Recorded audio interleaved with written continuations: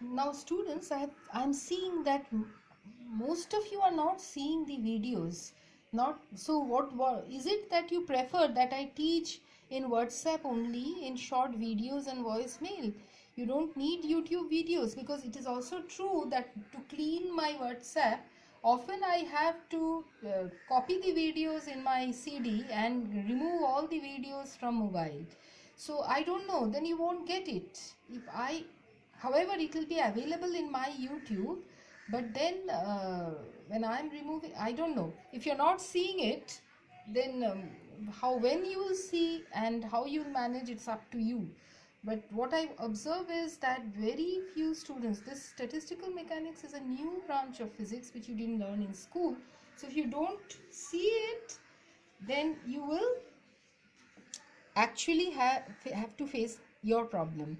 And also this is very scoring. If you learn statistical physics, you get full marks. You get many questions from quantum, statistical, and free and forced vibration, uh, as well as optics. These are the four portions where you get maximum questions, so you cannot afford to leave any of these parts. If you do it, it's one of the foolish decisions that you have taken.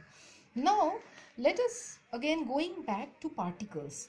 We had talked of classical particles and we had talked of quantum particles.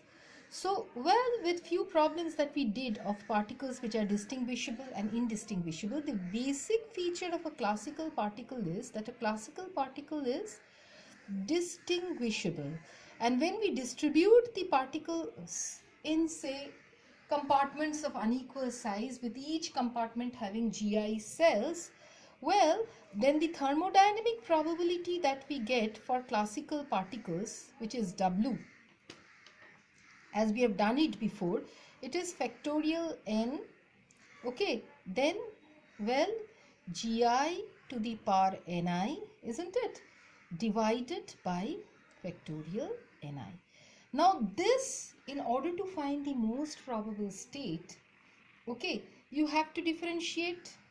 All right, you have to differentiate this, and then using a couple of mathematical approximations and multipliers, we arrive at the expression for Ni, which is not there in your syllabus. You don't have to know it. So actually, to get the most probable state, because that is the equilibrium state in which a system persists, which I gave you in your quiz yesterday, well, you have to go through a couple of mathematical formulations like Stirling's approximation. You have to use Stirling's approximation. You have to use Stirling's approximation. You have to use Lagrange's multiplier, alpha and beta. Okay. You have to use Lagrange's multiplier, which are alpha and beta. Okay, two important Lagrange's multiplier. Well, after doing all these mathematical approximations and calculations, when we go for the when we calculate the most probable state, okay, we find that, well, Ni, the number of particles in compartment I, is given by Gi e to the power alpha e to the power beta ei. Okay, now, well, okay, ei or ui or whatever you can call. Okay, this is what we obtain from the expression for this. We get this. Now there are certain postulates that one has to remember before proceeding for these calculations. Some of the basic postulates are that, well, total number of particles will be constant.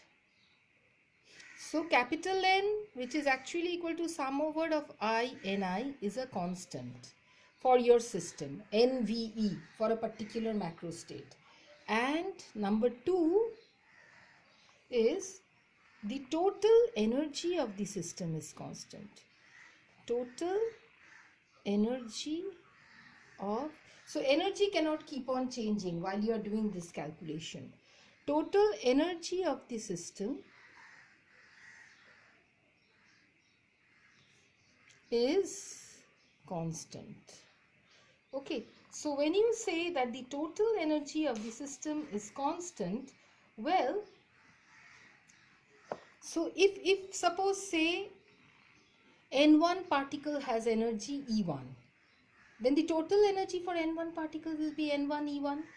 N2 particle will have energy E2. Then the total energy for N2 particle will be E2 N2, isn't it? And then if I say N3 particle will have energy E3, total energy will be N3 E3.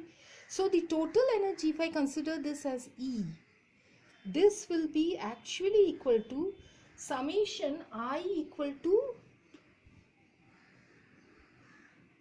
say, 1 to K. Okay, if I take it as K, then this will be equal to Ni EI. Okay, all right.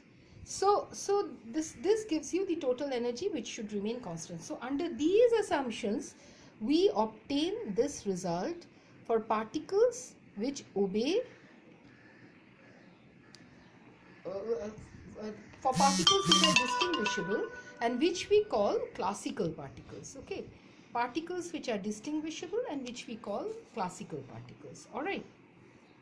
Now, well, this kind of distribution that we had obtained, that means if I just put it down, this kind of distribution that we obtain, we call, for classical particles, we call this Maxwell-Boltzmann distribution.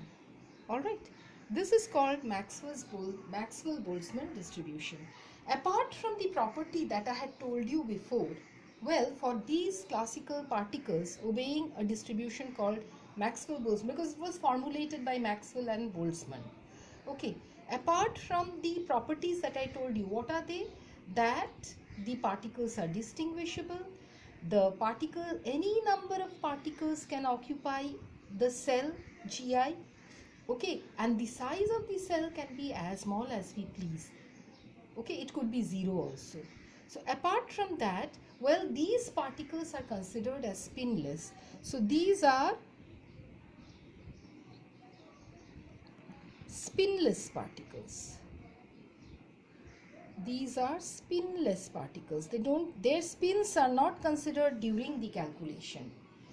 Okay, all right. What are the examples of these particles? The examples are molecules of a gas. Molecules of a gas. Now you see, molecules of a gas. You will say, ma'am, but suppose if I take a gas of hydrogen or nitrogen, all the particles are nitrogen particles, all the atoms are nitrogen atoms. So how will I call them distinguishable? What distinguishes a particle over here, or how do we distinguish the particle? Well, distinguishing feature comes because, well, any number of particles can occupy a cell over here, but the cell size can be made as small as 0. So I can limit my cell size to distinguish my particle. Whereas in quantum statistics, for quantum particles, we can't do that. The cell size is limited by Heisenberg's uncertainty principle. So in my calculation, I can make my cell size small to distinguish my particle. So therefore, I call the particles distinguishable for those which are obeying Maxwell-Boltzmann distribution. Okay, so now let's move on to quantum particles which obey quantum statistics. Okay.